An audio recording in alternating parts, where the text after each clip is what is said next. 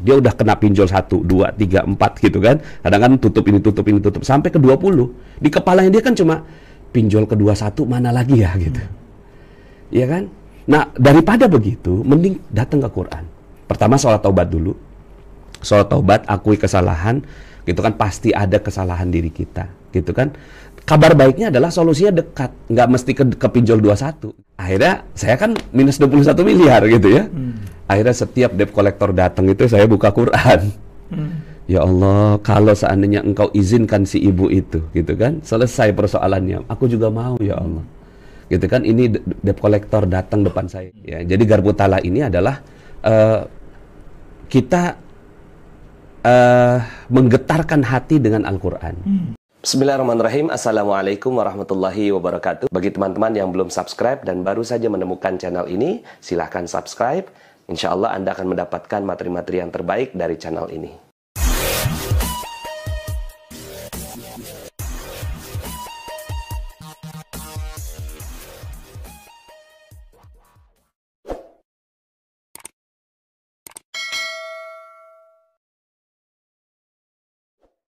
Ada di kita nama ilmunya itu Garpu Tala. Ya, jadi Garpu Tala ini adalah kita menggetarkan hati dengan Al-Quran. Gitu, menggetarkan hati dengan Al-Quran.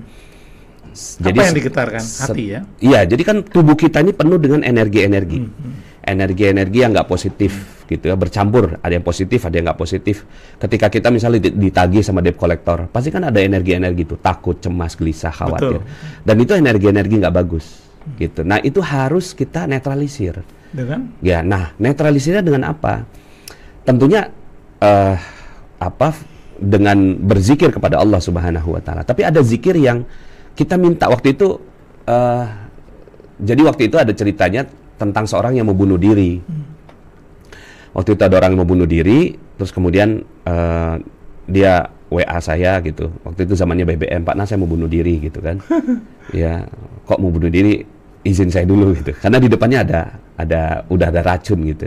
Saya udah siap minum nih Pak Nas gitu. Pak Nas orang terakhir yang saya hubungi gitu. Saya minta tolong bantuannya gitu kan. Apa yang harus saya lakukan? Ya udah ibu cerita dulu. Ada apa sih gitu kan? Anaknya meninggal dunia, umur 1 tahun, suaminya mundurin mobil, ketabrak. Ya Allah. Ya, 2 kakaknya melihat dengan mata kepala sendiri lagi main gitu kan, teriak tuh ayah, ada adik ayah gitu kan, ibunya lagi masak di dapur gitu kan, langsung karena ngedengar teriakan anak lari, anak menggelepar-gelepar di bawah ban gitu, digedor-gedor itu kaca jendela suaminya gitu kan, terus empat-empatnya merasa bersalah kan, itu didorong itu mobil gitu kan, terus kemudian tuh anak masih hidup, cuma ususnya udah terburai gitu. Ya Allah, ya Allah. Dibawa gitu kan, di tengah perjalanan meninggal dunia di pangkuan. Nah, pertanyaannya adalah ini energi galaunya berapa nih kalau 0 sampai 10 kan gitu. Udah pasti 10 kan. Gitu. Mungkin 100 1000 kali. Lebih kali ya. Ya, akhirnya memang dia udah nggak bisa hidup lagi. Setiap hari yang dia ingat cuma anaknya. Setiap melihat mobil dia kebayang anaknya gitu. Akhirnya dia udah nggak bisa hidup lagi. Makanya di depannya racun menyusul anaknya. Akhirnya saya bilang kayak gini, Bu, kalau ibu percaya sama saya gitu kan, boleh nggak ibu ambil air wudhu gitu. Akhirnya dia wudhu. Selesai wudhu, apalagi Pak Nas yang harus lakukan. Coba ibu gitu kan, sholat saya bilang gitu kan. Udah selesai sholat gitu kan, apalagi yang harus lakukan Pak Nas gitu kan. Coba buka Quran. Ayat berapa Pak Nas? Buka aja sekenanya. Gitu. Ayat yang pertama kali terlihat di mata kasih tahu ke saya. Yuk kita diskusi sama-sama. Saya juga nggak ngerti persoalan ibu kan saya bilang gitu. Lama saya tunggu 1 menit, 2 menit, 5 menit, 10 menit loh kok nggak ada kabar gitu. Akhirnya saya sapa duluan gitu. Bu gimana kabar? Nggak dijawab. Gitu 15 menit, 20 menit. Bu gimana kabar gitu. 30 menit. Bu gimana kabar gitu kan. Kok cuma centang 1 lah gitu kan. Cuma centang 1 gitu. Akhirnya setelah 40 menit saya udah nggak sabar, saya telepon.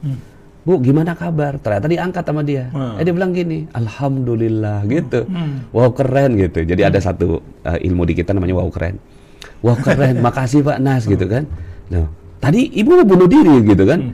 Dan langsung sembuh. Setelah itu nggak jadi bunuh diri dan setelah itu dia dapatkan keajaiban demi keajaiban dalam kehidupannya dia. Surat apa yang terbuka? Nah, surat yang terbuka itu adalah gitu kan, pas dibuka, ya saya juga penasaran kan, ayatnya apa Bu gitu. Pas dibuka dapat ayat wa yunzirul ladzina qalu ittakhadzallahu walada 18 ayat 4. ayat ini turun untuk memperingatkan orang yang menuduh bahwa Allah mengambil seorang anak.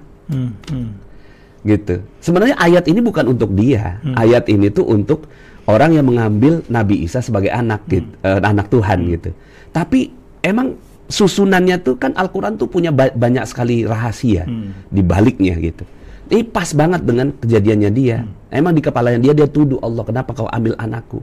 Kenapa kau ambil dengan cara yang tragis? Kenapa kami harus menyaksikannya gitu? Kenapa sih nggak diambil baik-baik aja gitu? Nah, ayat berikutnya mereka sekali-kali tidak punya pengetahuan tentang hal itu. Begitu pula nenek moyang mereka mengatakan tidaklah yang mereka katakan kecuali dusta. Artinya diomelin sama Allah. Dan dia ngerasa tuh. Ayat berikutnya, maka apakah barangkali kamu akan membunuh dirimu? Kaget dia gitu. Kok Allah tahu aku bunuh diri? Padahal asal kebet aja tuh ya. Iya. Bagi kita kan asal kebet. Bagi kita secara acak. Tapi nggak ada yang acak di sisi Allah. Ya Allah. Apalagi kita punya niat kan, intention. Gitu kan, innamal a'malu binniyat, ya Allah, aku minta petunjuk engkau, aku mau bunuh diri ya Allah gitu. Pas dibuka dapat ayat yang pas itu. Gitu.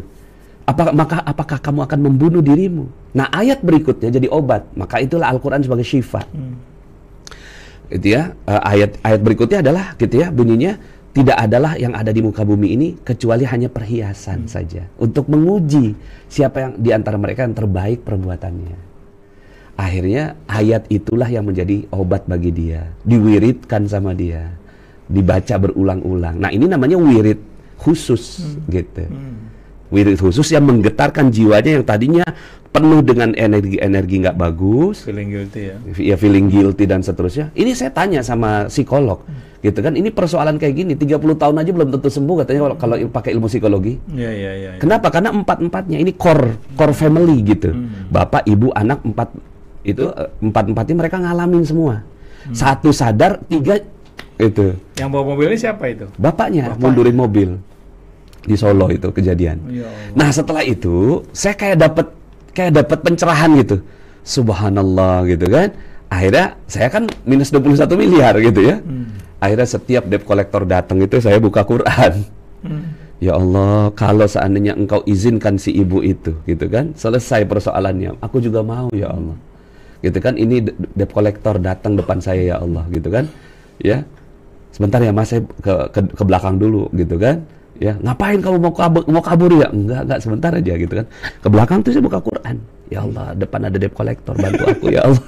Dapat ayat gitu. Ayat yang positif gitu. Jadi dari susunan ayat itu ada yang positif. Bilangnya apa? Yang positif itu saya wiridkan gitu. Macam-macam. Jadi setiap datang debt collector datang tuh macam-macam lah pokoknya. Nah, itu tuh hati tenang gitu kan, langsung dapat ketenangan gitu. Terus kemudian si debt collectornya juga akhirnya ya pergi. Memang belum ada uangnya pada saat itu, tapi setelah itu Al-Quran itulah yang akan membimbing untuk memberikan jalan keluar. Contohnya waktu itu saya sampai dipanggil polisi, laporan ada masuk gitu kan, panggilan kepada Tuan Nasrullah atas tuduhan penipuan dan penggelapan, pasal 378 kalau seingat saya. Gitu ya, waduh, udah sampai lapor polisi nih gitu kan, gemeteran lah saya itu. Akhirnya saya minta sama Allah, ya Allah titipkan kepadaku satu ayat gitu. Pas dibuka dapat ayat gitu. Waktu itu saya bilang gini, ya Allah aku udah duha, udah tahajud, udah sedekah gitu kan, udah melakukan berbagai macam kebaikan gitu. Kenapa engkau meninggalkan aku ya Allah? Ayatnya gitu kan, sungguh Allah tidak meninggalkan Wadduha. Gitu kan, dan tidak pula benci kepadamu.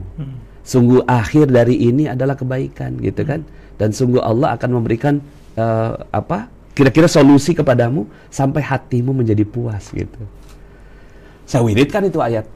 Saya BAP, berita acara pemeriksaan di polisi gitu kan. Wadduha walaili idza saja ma wadda'aka rabbuka wa qala walal akhiratu khairul laka minal ula wala sawfa yu'tika rabbuka fatarda. Terus begitu saya ulang. Nah, itu yang membuat akhirnya ibaratnya ke air. Air kita penuh dengan warna hitam gitu. Gimana caranya supaya yang hitam ini keluar semua gitu ya? Tanpa harus menuangnya gitu. Tuangin aja, isi dengan air yang putih dari luar. Sebanyak-banyaknya sampai kemudian akhirnya si air hitam itu keluar. Nah, air putih ini adalah Al-Qur'an. Nah, Al-Qur'an itu kadang-kadang di sini hakikatnya afala yatadabbaruna Al-Qur'an. Apakah kamu tidak mentadaburi Al-Qur'an? Yang dengan Ada juga ayat lain yang tentang bahwa ayat Al-Quran itu penuh keberkahan gitu ya. Lihat dabbaru ayatihi, ya, untuk dihayati makna-maknanya. Nah, untuk dihayati maknanya inilah yang akan mencuci diri kita.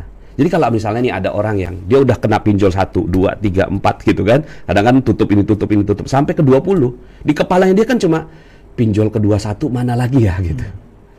Iya kan? Nah, daripada begitu mending datang ke Quran. Pertama sholat taubat dulu. Sholat taubat, akui kesalahan, gitu kan, pasti ada kesalahan diri kita, gitu kan. Kabar baiknya adalah solusinya dekat, nggak mesti ke pinjol 21 gitu loh. Kan kita selama ini ketika kita punya persoalan, kita pengen cari di mana ya solusinya gitu. Enggak kok, solusinya dekat di dalam diri kita. Nah, diri kita ini penuh dengan kegalauan itu, sholat taubat dulu. Setelah sholat taubat gitu, minta petunjuk sama Allah Subhanahu wa taala. Buka Quran, ya Allah, ya, titipkan kepadaku satu ayat yang bisa membantu aku, menemani aku dalam menghadapi persoalan ini khusus ya Allah. Khusus ayat ini. Ketika dibuka dapat ayat. Nah, ayat itu yang diwiridkan terus-menerus. Maka nanti insya Allah persoalannya selesai hanya dengan ayat itu. Gitu. Kadang-kadang ya kita nggak perlu apapun sebenarnya di muka bumi ini. Kita cuma perlu Al-Quran sebenarnya. Masya Allah. Itu hakikat yang saya pelajari dari pelajaran saya belajar bersama dari Kiai. Alhamdulillahirrabbilalamin. Sahabat-sahabat Filah Best Learning Center yang kami cintai, sahabat-sahabat Magnet Rezeki, setelah Anda menyimak video ini, marilah senantiasa kita beristighfar kepada Allah Subhanahu wa taala untuk melepas perisai-perisai rezeki kita. Rabbi ghfirli wa tub alayya innaka antat tawwabur rahim. Ya Rabb, ampunilah kami, terimalah taubat kami, sesungguhnya Engkau Maha Penerima taubat dan Engkau Maha Penyayang. Dan mari senantiasa kita bersolawat kepada baginda Nabi Muhammad sallallahu alaihi wasallam. Sallu ala Muhammad, Allahumma salli alaihi wa ala alihi wa sahbihi. Wassalamualaikum warahmatullahi wabarakatuh.